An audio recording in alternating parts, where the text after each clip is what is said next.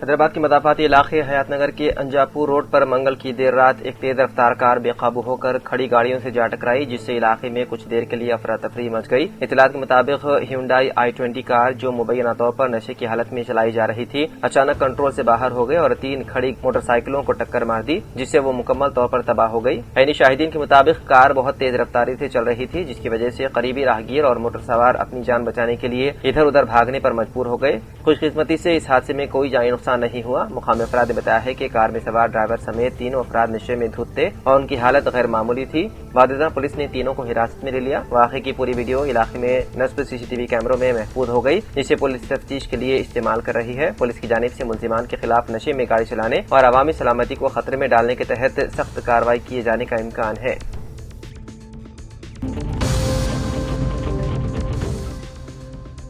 گجرات کے مجالس مقامی و بلدی انتخابات میں مجلس پارٹی نے 15 نشستوں پر کامیابی حاصل کی، جس سے ریاست گجرات میں مجلس پارٹی کو مزید سیاسی استحکام حاصل ہوا ہے۔ صابر بھائی کابلی والا صدر مجلس گجرات نے کہا کہ عوام نے ایک بار پھر کئی بلدیات اور مجالس مقامی میں ایم کے امیدواروں پر بھرپور اعتماد کیا ہے۔ انہوں نے بتایا ہے کہ صبح نگر پالیکا میں 3 نشستوں پر کامیابی حاصل ہوئی، جام نگر پالیکا میں 3 نشستیں، سدھ پور تعلقہ میں 1 نشست، موڑا سانگر پالیکا میں 3 نشستیں، بھروچ نگر پالیکا میں 4 نشستیں، بورساد نگر پالیکا میں 1 نشست پر کامیابی حاصل ہوئی۔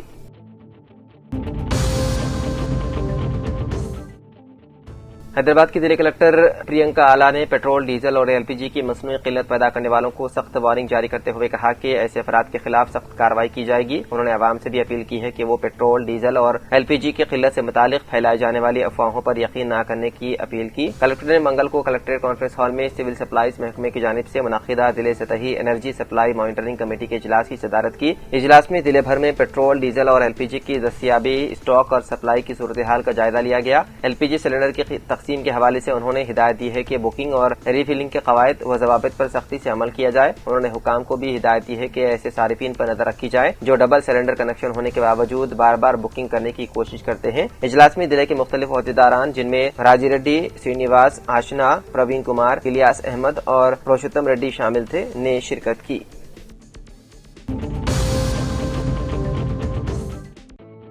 حیدرآباد پولیس کمشنر VC سجنا نے کہا کہ نمبرز اور رینکس کو بچوں کی صلاحیت کا پیمانہ نہیں سمجھنا چاہیے۔ انہوں نے والدین سے درخواست کی ہے کہ وہ اپنی خواہشات اور مقاصد بچوں پر مسلط نہ کریں اور انہیں دباؤ میں نہ ڈالیں۔ چہارشنبے کے روز 10ویں جماعت کے نتائج جاری ہونے کے موقع پر CP نے طلبہ، اساتذہ اور والدین سے یہ اپیل کی ہے۔ انہوں نے حالیہ انٹرمیڈیٹ نتائج میں کم نمبر آنے یا ناکامی کے احساس سے طلبہ کی خودکشی کرنے کے واقعات پر افسوس کا اظہار کیا۔ ان اموات کی جامع تحقیقات اور متاثرہ والدین سے بات چیت کے دوران کئی باتیں سامنے آئی ہیں۔ انہوں نے کہا کہ جان لینا کسی مسئلے کا حل نہیں ہے اور اس سے خاندانوں میں ناقابل تلافی غم پیدا ہوتا ہے۔ انہوں نے طلبہ سے کہا ہے کہ وہ یاد رکھیں کہ ناکامی کامیابی کی پہلی سیڑھی ہونی چاہیے، نہ کہ زندگی کا اختتام۔ انہوں نے والدین کو مشورہ دیا ہے کہ نتائج جیسے بھی ہوں بچوں کا حوصلہ بڑھائیں، انہیں گلے لگائیں اور ان میں خود اعتمادی پیدا کریں۔ اس کے علاوہ انہوں نے کہا کہ نتائج کے بعد بچوں کی حرکات و سکنات اور رویے پر نظر رکھنے کا بھی مشورہ دیا۔ اگر وہ تنہائی یا خاموشی کا شکار نظر آئیں تو ان کا حوصلہ بڑھائیں، ضرورت پڑنے پر پورا دن ان کے ساتھ گزار کر ان کے دل سے خوف نکالیں، کیونکہ یہ ذمہ داری والدین پر عائد ہوتی ہے۔